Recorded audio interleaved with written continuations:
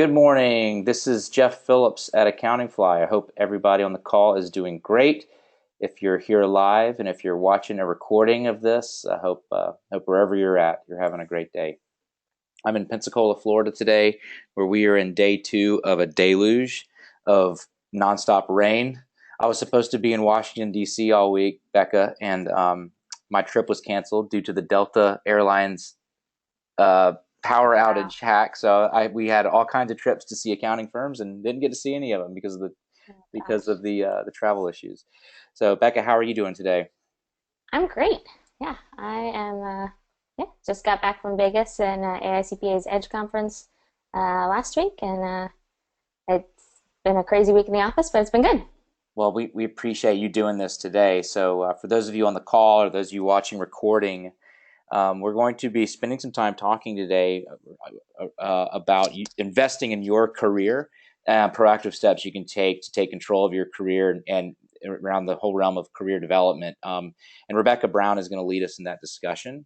If you don't know Rebekah, Rebekah's a CPA. I must mention that she is a graduate of the Ohio State University because every time I've heard her talk, that is an important part of the introduction. And she's the manager of membership development engagement at the Maryland Association of CPAs. If you're in Maryland or you're watching this, you know that there's an incredibly strong state society of CPAs in Maryland, and a big part of that is the work that Rebekah does around career development for the CPA members. And so we're very lucky to have Becca talk about some of the topics that she spends a great deal of her time building and speaking on and writing on. Just a couple of housekeeping items. This is a non-CPE course. Number 2, we will have Q&A at the end. You've got a question panel if you're watching this live, and all you have to do is fire off a question into that panel, and I will, at the end of our recording, or end of our time, ask some Q&A with Rebekah. So please fire off questions, but otherwise sit back and enjoy it and think about how this could be useful in your own career. So Rebekah, I'm going to put it on mute and kill my webcam and let you walk us through this, and I'll come back towards the end for Q&A, okay? Do you want me to take questions during the presentation, or just wait to the end? Why don't we take them during? Would that Okay, be yeah, I'm happy to do that. So as so? you see them, just pop up and alert me to them. You'll know that it's a question time because you'll see my webcam come back on, and if it doesn't, we'll Sounds just we'll good. just do some Q&A at the end, okay? Perfect. All right. Well, Rebekah, take it away. Okay, so welcome. Thanks, Jeff, for having me come talk about this. This is something that I love to talk about, and I'm really passionate about the next generation of the CPA profession and really moving it into the future. So this is one of my favorite things to talk about. So with that said, oops, I need to change. Let's see. There we go. So that's me. Again, passionate about that, and Buckeye obviously is that first thing there. Jeff said it is very important to me, but I am born and raised in Maryland, back in Maryland, just spent those 4 wonderful years in the state of Ohio learning. So I really wanted to start by talking about like what a career is. And so this is just like what I got when I Googled it, which I thought was actually really great. I love Google. So the definition here is an occupation undertaken for a significant period of a person's life and with opportunities for progress. And two things I wanted to point out here, that significant period is so true. So we spend about 30% of our life working, like actually in the job. And I just think that it's a significant part of our life, and that's why it's important to think about and be intentional and really work on it, because you wanna spend your life in the best way possible. And then the other part is that opportunities for progress. So built into the definition of career is the idea of growth. And that's really what separates it from just a job. So a job is just maybe what you would do to make money to then advance the rest of your life, right? But if you really want a career, that's really baked into who you are, what you're doing, and more than just that day-to-day things, but really that opportunity for growth and progress. And as I was looking some more about the word career and kind of where it got started, I guess, the vernacular, it was interesting. It came up that it actually started with the medieval tournaments. So, like the knights in their jousting competitions would have to run in these full speed kind of short bursts of energy in these paths. And they eventually started calling these not just these short bursts of energies career, but also the path that they were along. And I just think that's so interesting how it has developed to how we use it today, because it really is sometimes feels that way, this like burst of energy, you know, climbing that corporate ladder. And we get so consumed sometimes with the day-to-day climbing the corporate ladder that we kind of forget the path that we're on and where we're going, and we lose track of like why we're even here in the first place, I think. So I just wanted to point out that definition and what today is going to be about, this next hour or so, about talking about how we can be intentional with that, and then trying to avoid this verb definition of career that you see there, that moving swiftly and in an uncontrolled way in a specified direction. The specified direction part we like, you know, we want to keep that end goal kind of in mind, but we definitely want to give you some tips and things to think about in making that swift move in a controlled way today. So we've been, at MACPA and the Business Learning Institute, we have been surveying young professionals all around the country about the things that they would want to tell management if they could. And so this is what we've kind of been seeing, and I totally agree with all of it. I'm a young professional, I'm a millennial too, and I just think it's really interesting as I was looking at this that some of these things are really things that you can influence and control for yourselves. So not just telling management, you know, you need to do this, you need to do this, but, you know, taking ownership of some things and making progress and creating your own results in some of these areas. So there's 4 that I want to focus on today. And the first one is purpose, vision, or purpose, values, and vision.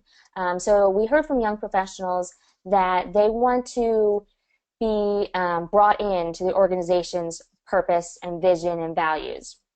And first I want to talk about this story. So I put this picture of the man on the moon because there's this like, and I don't know if it's a true story, if it's just an urban legend, but of President Kennedy visiting NASA.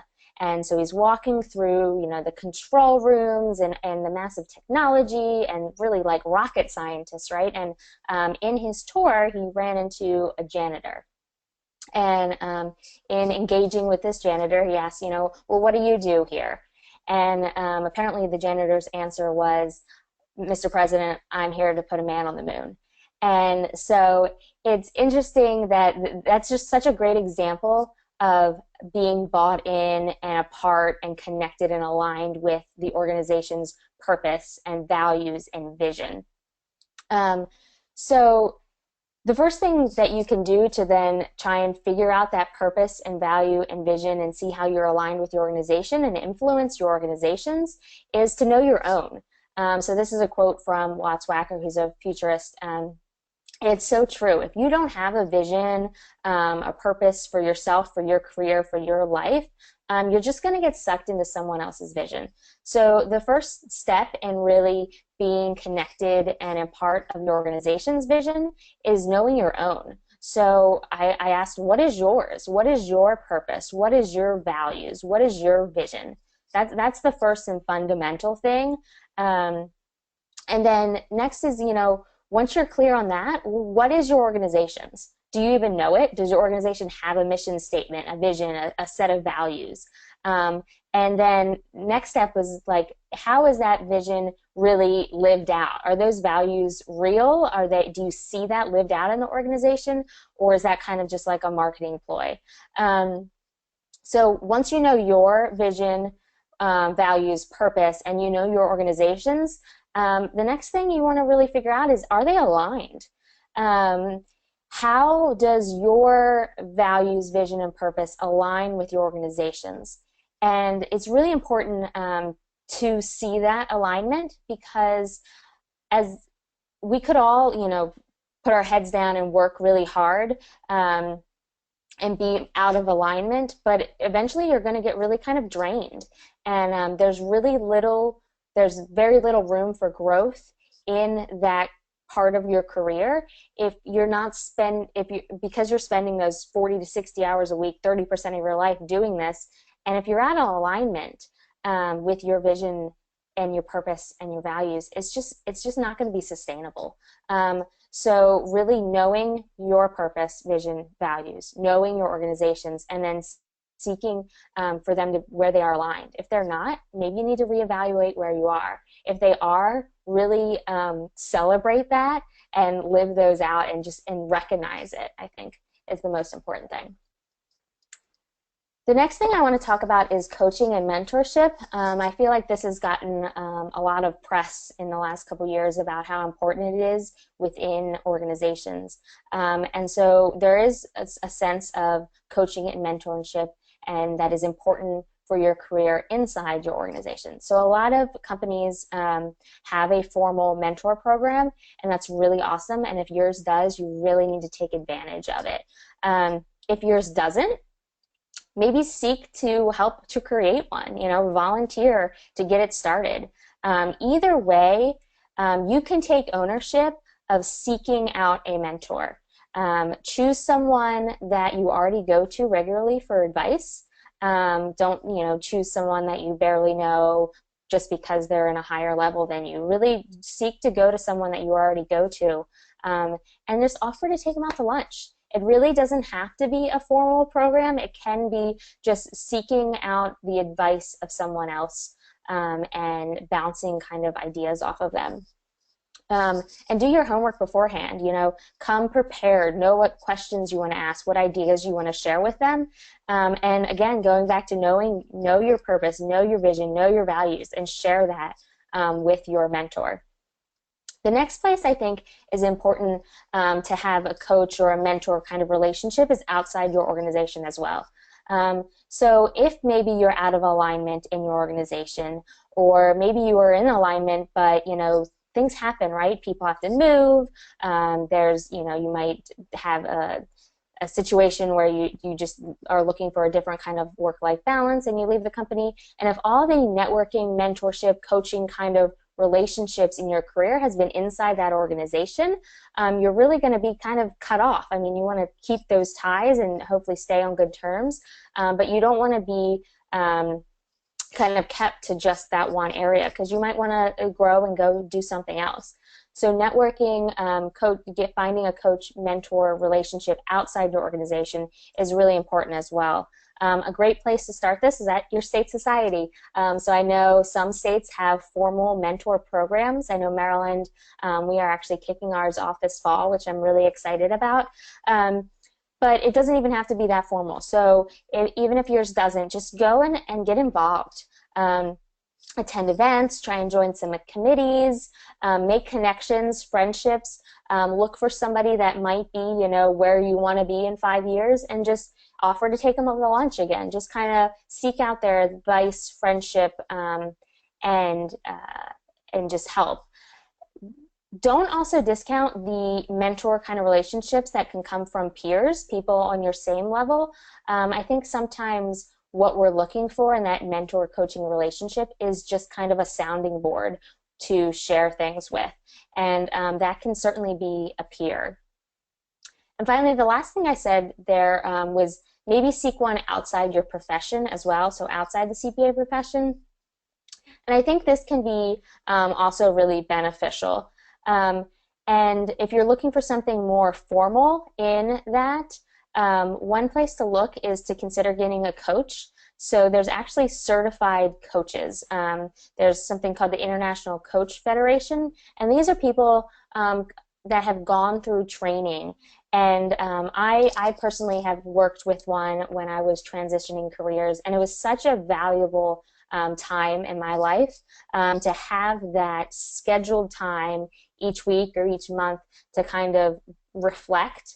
The things, it's interesting. One day I walked away from a coaching session and I was like, man, I don't know if this is really beneficial. I feel like I just had all the answers there. And I realized, well, no, that's exactly her, doing the best she can. Like, it's more about them asking hard questions of you and forcing you to think through and reflect on things. So if you're interested in that, I know a lot of executives use kind of an executive coach, but it's not just for executives. There is a real value in having that sounding board again. So the ICF, the International Coach Federation, does have a search on their website that you could use to just try and find a certified coach that you could work with. Maybe it's just once a month, maybe it's twice a year. Just having that person could be really beneficial for your career and your development. The next thing I wanted to talk about was leadership development. So that was one of the things young professionals said they wanted more is more room for leadership development. And I actually saw this, I guess, image or picture at the Edge experience last week, and I just thought it was so awesome because it's true. We hear, managers manage tasks, but leaders really lead people. And so you see the boss up there. It's kind of just the drill sergeants just yelling, telling them what to do. Whereas a real leader is somebody that is in the forefront, that is in the trenches, that is serving. So if you're thinking about wanting leadership development opportunities, it's really looking for opportunities to serve. That's where leadership really comes in. So volunteer for tasks outside of your job responsibilities. Look for ways to do more and say yes. To different opportunities. Volunteer outside your organizations. Again, join committees at your state society or different programs that they're holding. Get involved. Mentor someone else. Look for how you can teach someone else and help them grow in their career. Often you'll see great dividends back to your own career in doing something like that. And all these kinds of skills will definitely translate into your own career and leadership development. There are formal training programs, and there's some really great ones. I know our MACPA Leadership Academy is, I think, 2 weeks away, and AICPA has Leadership Academy as well. It's actually taught by our Business Learning Institute. Really great program as well. If you're interested in doing something formal kind of training around leadership, seek out those programs you're interested in, do some research, and put a proposal together for your manager, for your executive, whoever would be making that decision for you, and go talk to them about it. Just ask. Just because there isn't something in place now that that everybody gets to go through at a certain time doesn't mean that you can't seek out and take ownership and kind of go and ask about attending or investing in something like that. If they say no, try to. Sorry, Jeff just popped up. I just sorry about that. Took me off track. Finish your thought. If they say no, be willing to invest your own time and your own money into doing it for yourself, right? So if you're not willing to invest in your career, really, why should they? So really take the ownership of doing that yourself, and then maybe that's a values alignment that you need to reassess as well. If they're not investing in you, maybe there's something off as well. So Jeff, did you have a question? We have one question. Sure. If you go back to the training you're talking about the website about getting coaches, and do you remember what the website was for certified coaches and mentors? Yep. I'm sorry. I thought it is. If you just Google International Coach Federation, cool, you will find the website. I don't have the exact link here. But Google that, and you will find that. Yep. Fantastic. All right. Well, I'm going to let you keep going, and I'll pop back in if we have any others. Okay. Yep. Thanks. Thanks. So the fourth one that I wanted to talk about was the focus on the future. So that was one thing that we saw young professionals wanting to tell their boss about, like, hey, we need to really focus on the future, and maybe we're getting bogged down in the details in the day-to-day, and we're not really picking our heads up or looking at what's coming. Maybe we're stuck kind of in the past.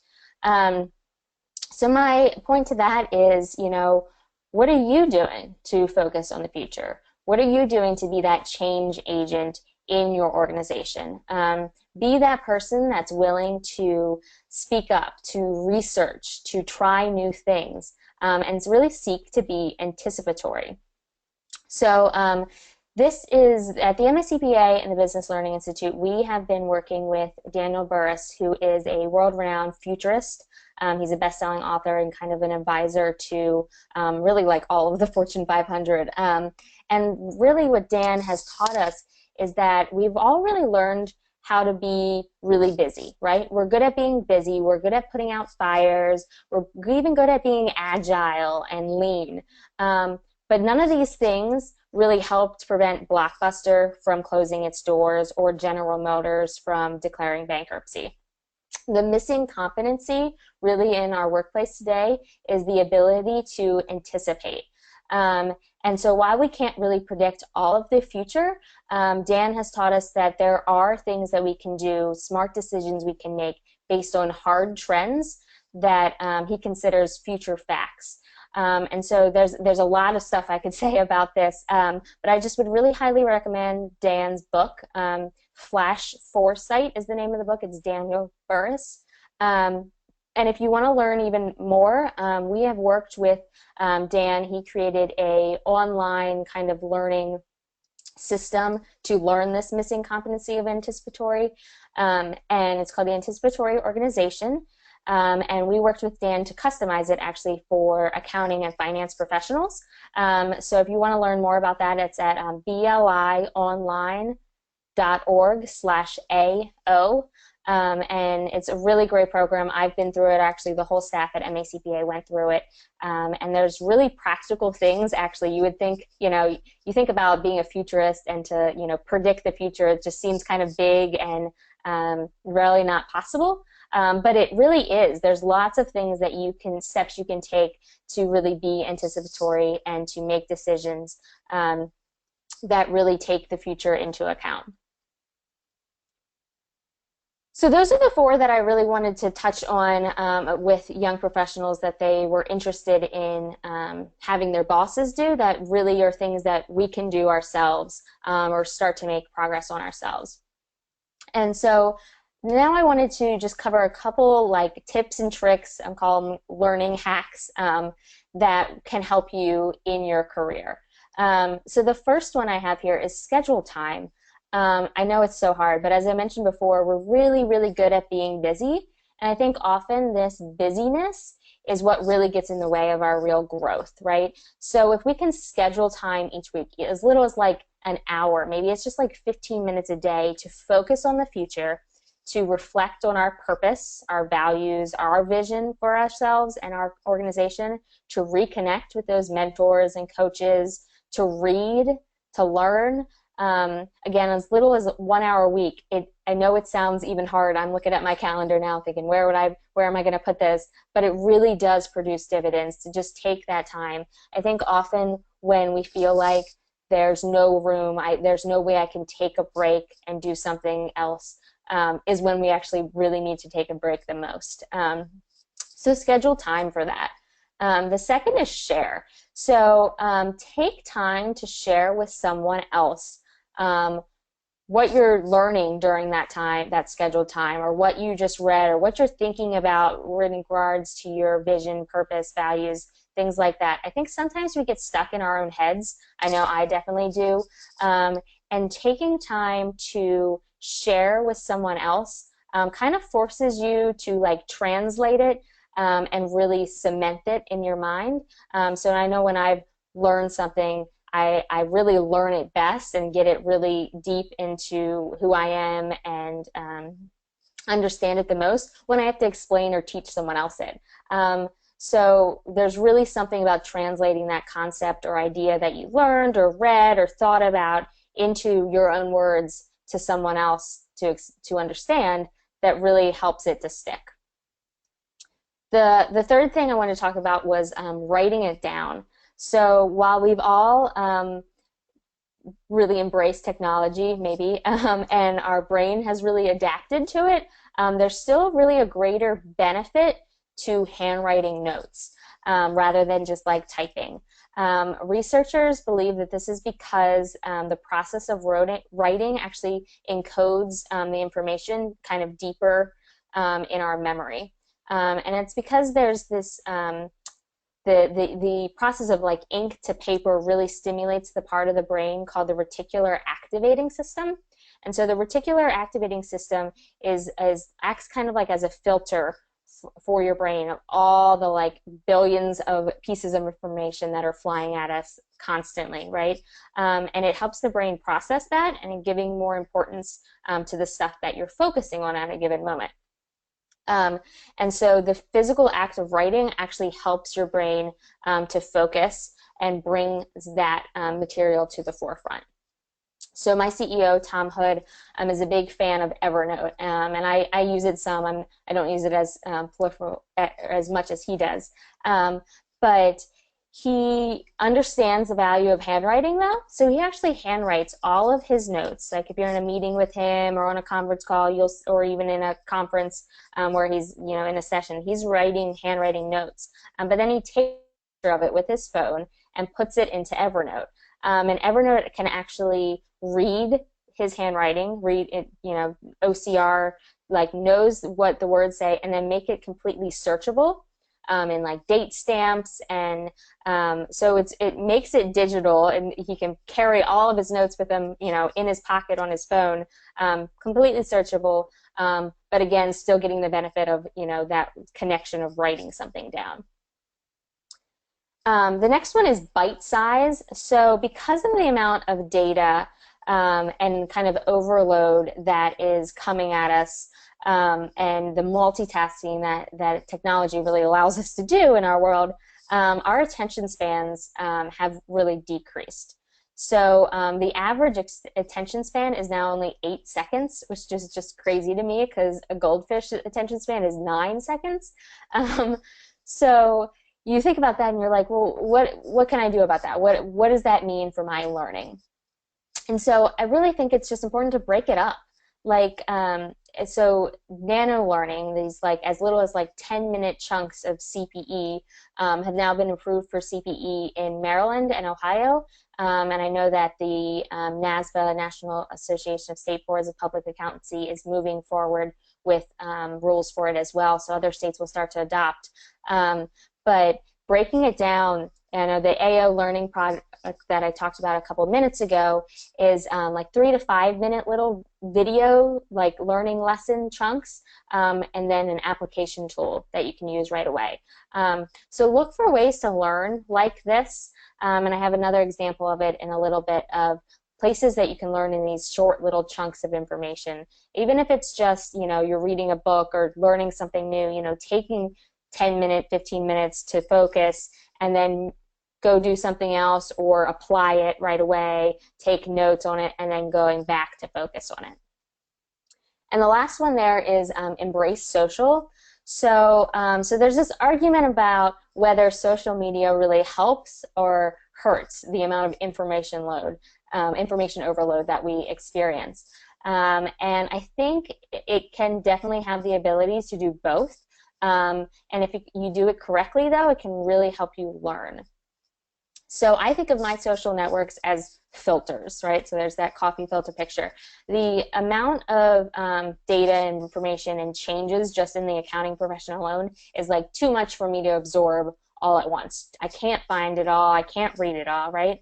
But I rely on my social networks. So for me, the ones I use professionally are Twitter, LinkedIn, and blogs that I subscribe to.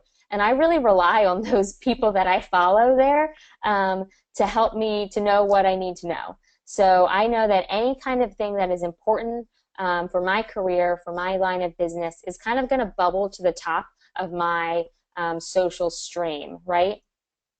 So I can take just 10, 15 minutes a day and kind of just scan what's going on and really kind of get caught up on the profession and the world in general just by really quickly looking through. And if there's something I need to dive more deeply into, I certainly can do that. But being careful to kind of limit it to that 15 minutes and not go down rabbit trails that I don't really need to go down. But really learning and seeking to kind of get an overview pretty quickly through the use of social media. The other thing that I use is Google Alerts, and I really have started to use these a lot and really enjoy them. And so you can set these up for anything. So I have it set up for MACPA. So anytime MACPA, my organization, is mentioned in the news, in an article somewhere, anywhere really online, I kind of get an email that kind of alerts me to like, hey, somebody's saying something about you here. Let me go check it out.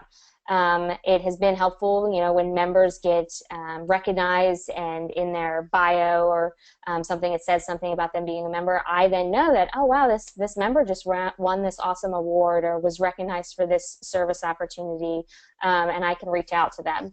So if you could set that up for your clients, for your organization, I set it up for myself as well. That way I kind of know what's going on or what's being said about me online. Really cool tool. Highly recommend Google Alerts. And then this last thing actually kind of combines the idea of embracing social and bite size. So the Business Learning Institute has been working with Front Row Ventures and this product called Wise. And Wise is a mobile-based platform that records and reports what you've read. So in short, it helps show others what you've learned through reading important articles. So it kind of creates this transcript for you of all the content that you might be researching and learning online. It doesn't yet qualify for CPE. It does in Australia, but not here in the US yet.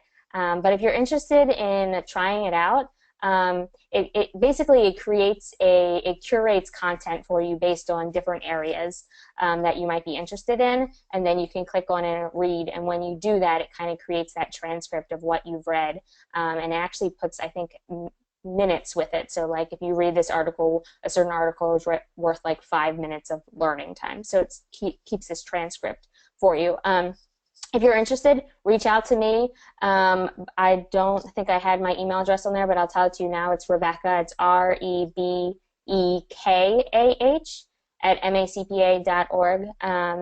And let me know, and I'm happy to get you a pilot into that program that we're working on. And Rebekah, I just shared that information with the audience, and they wanted, because you answered my question, Awesome. which was, could we give Wise a shot? That sounds cool. So I have to ask, Yep. why did you choose a coffee filter for your image about Embrace Social? So, because I use social media as my filter of things. So there's so much information that I allow my social media. I don't go and try and read every article in the Wall Street Journal. I don't try and read everything on CNN or even Accounting Today. I really rely on my social stream to filter out everything for me, knowing that the things that remain are going to be the really important things that I need to focus on. So I'm intentional about who I follow. I don't follow everyone. And I am intentional about what I click on, and I set up lists. You can do that in Twitter. You can set up different lists of groups of people that you want to follow. So that I use all of those tools as a filter for information for myself.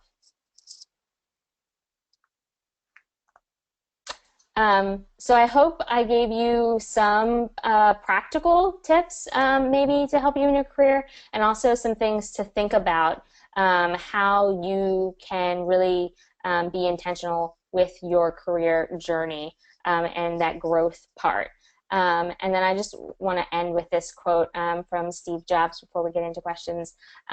So your work is going to fill a large part of your life, right? We talked about that. And the only way to be truly satisfied is to do what you believe is great work. And the only way to do great work is to really love what you do. And I am very, very blessed that I absolutely love what I do. And I hope that you can use some of these tools to really think about and reflect on what you love to do and be able to do it as well. Rebekah, this is fantastic, and just I will weave in some of my own questions and audience questions with you, and if you're in the audience and you want to ask a few questions, please submit a few more. But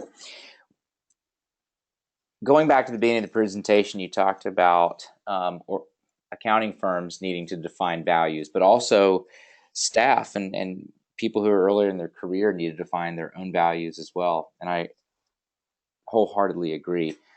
It made me wonder if those of you who are working if you work at employers where it's very clear to you what the values of the organization are, and if that's communicated to you.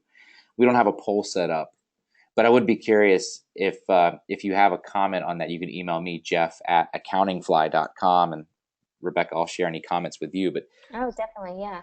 does your accounting firm or your accounting team in the corporation talk about the values um, that bond you together? All the survey results that we also do, Rebekah, identify the exact same findings that you just showed. That future leaders are looking for that mission, vision, and values inside the organization. And I wonder if the employers out there are getting the message. So I'd be curious to see if you're working in an organization that talks about values. If you do or you don't, just drop me some anecdotal answers on that. The number two is we talked about mentorship. And so one comment and one question. I was actually just talking to one of probably your member firms, Snyder Cone, who's in North Bethesda. And one of the things I didn't know about Snyder Cone is that a part of their onboarding is a commitment to training their young CPAs in business development. Because as we all know, if you're going to become partner, you need to become strong in business development. You got to go get customers, clients. And so that's built into the firm. And if you're listening and you're looking for work, you're looking for a CPA job, one, you're in very high demand right now, but two, look for organizations that make a commitment to train you.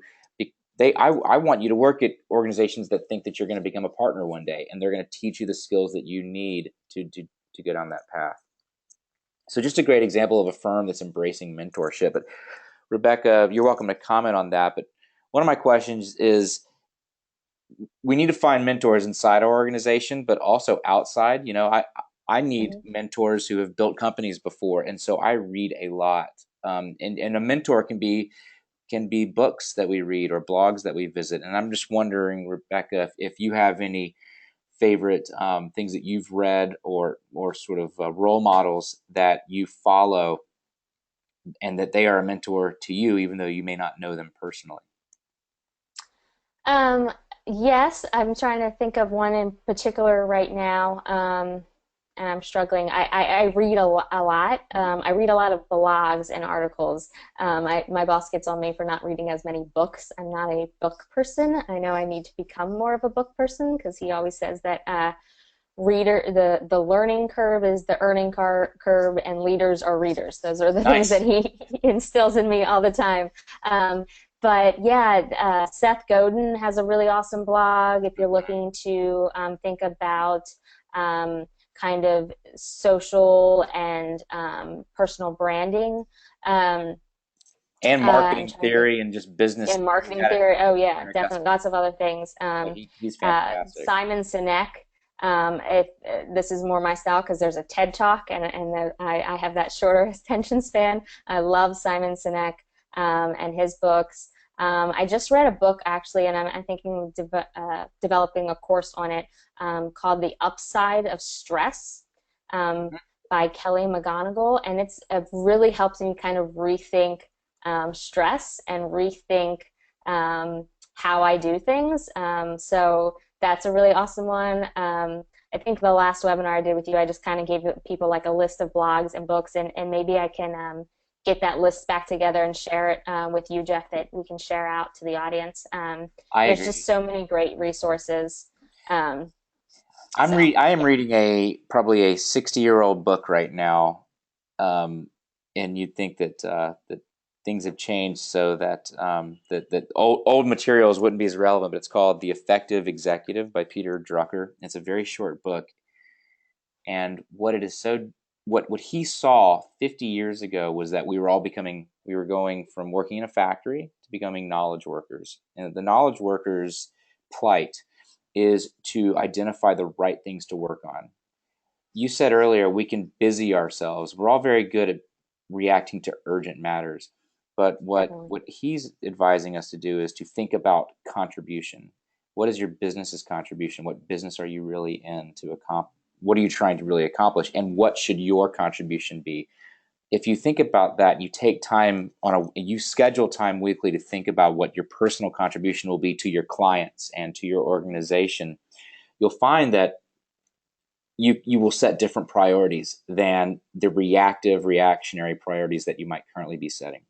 And that is a way to advance your career. And it has been so helpful to me just in thinking about leading a business and advancing my own career. It's a fantastic Definitely. book. Coaches. So you mentioned that coach. This is a fascinating topic to me. I've never hired a coach, and Mm-hmm. I believe that I would like to actually, and I think that everybody would benefit from this. And I just wonder if you could tell a little bit about your story of how you found a coach and Mm-hmm. just the story of how that worked out for you. Sure.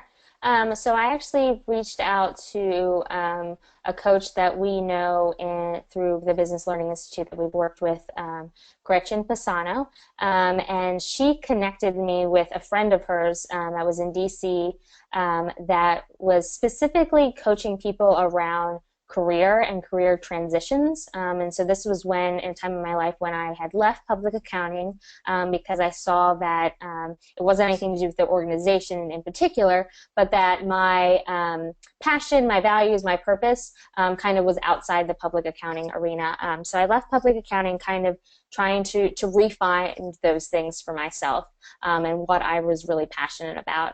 And so I met with this woman, actually we did through Skype several times, and she just asked me questions, and then there was a little bit of like homework to think about this or read this, and it was an amazing process. Actually, towards the end, she said, is there an association or like a trade association for CPAs?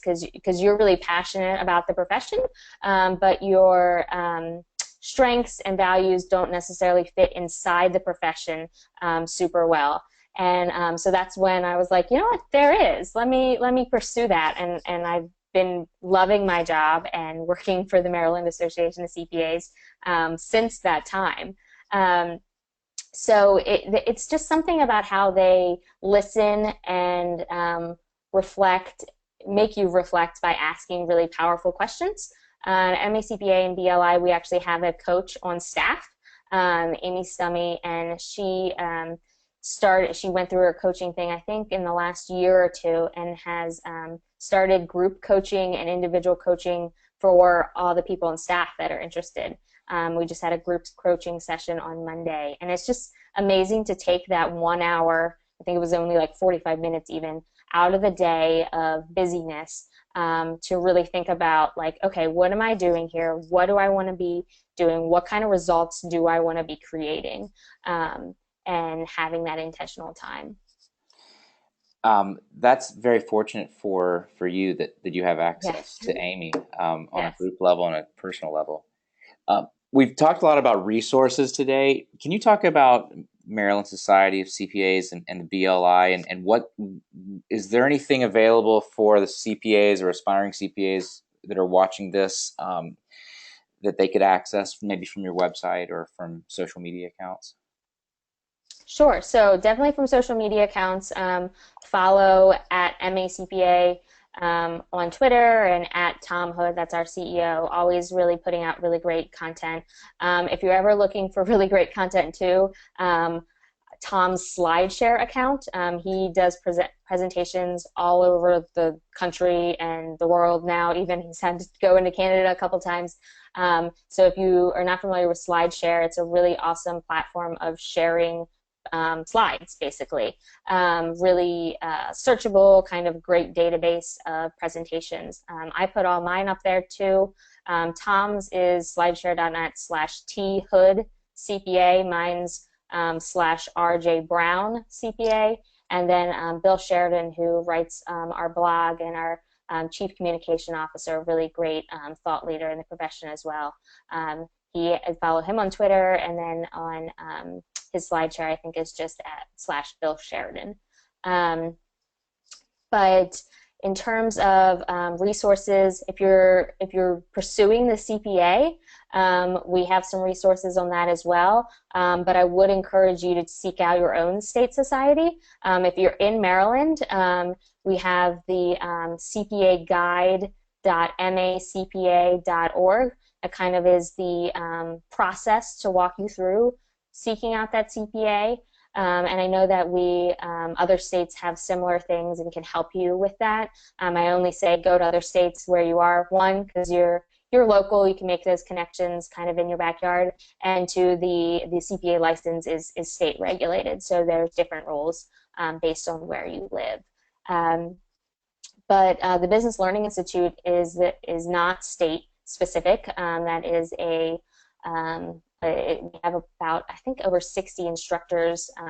We have content online, webcasts on demand, and lots of great content and blogs there as well. So that's blionline.org. And then feel free to always email me. Like if I don't have an answer for you right away, chances are I can connect you with somebody that might, or at least I can know for the future, like, hey, this is something people are wanting to know, and maybe I can start building a library of things. So my job is to help people in their careers, specifically in Maryland CPAs, but I'm passionate about the profession as a whole and moving it forward. So I'd love to help wherever I can. So I agree, and I was going to invite the audience, email me, jeff@accountingfly.com. I also gave you Rebekah's email address earlier. I'd love to know what your takeaways were from our call today and what other topics you'd like us to cover. You know that we're going to be doing these monthly, so plus we have our events like Meet the Firms Week. My big takeaway was it's wise of us to be intentional about thinking about our future, thinking about what's important to us in our lives and our careers, and that is how we progress. It's how we move forward. If you just spend your entire life reacting to fires, putting fires out, you don't move forward. You do get good at putting fires out, but you don't necessarily grow in the direction that you want to grow. So and there's Rebekah, that's a huge takeaway, and I think the practical application is schedule time with yourself to do that. I love what you said about committing to writing notes. I'm a big Evernote user myself, and also the other takeaway for me was bite size, because if you can't change, you can't create massive change at once. We do have to go and earn our paychecks, but at little pieces of time consistently, you can make a huge impact, whether it's in a project that you're working on or just things like defining your values, what's important to you. So that was fantastic. I really appreciate it. What we're going to do is record this and send this out to our audience, Rebekah, and give this to you. Hopefully your audience at MACPA will find this valuable as well. So good luck with building your house. I'm excited for your big news that you're going to be doing that in the coming, I don't know, months or year. And thank you so much for being a part of this today and for presenting and taking the time to build these slides. Great. This is fantastic. Great. Thank you so much, Jeff. All right, guys. Well, that's going to wrap it up. A few people chiming in saying thank you, Rebekah. So please email us, follow up with the resources we've given you, and we will see you down the road. Rebekah, always great to see you, and we'll see you later, okay? Great. Thanks so much, Jeff. Bye, everybody. Bye.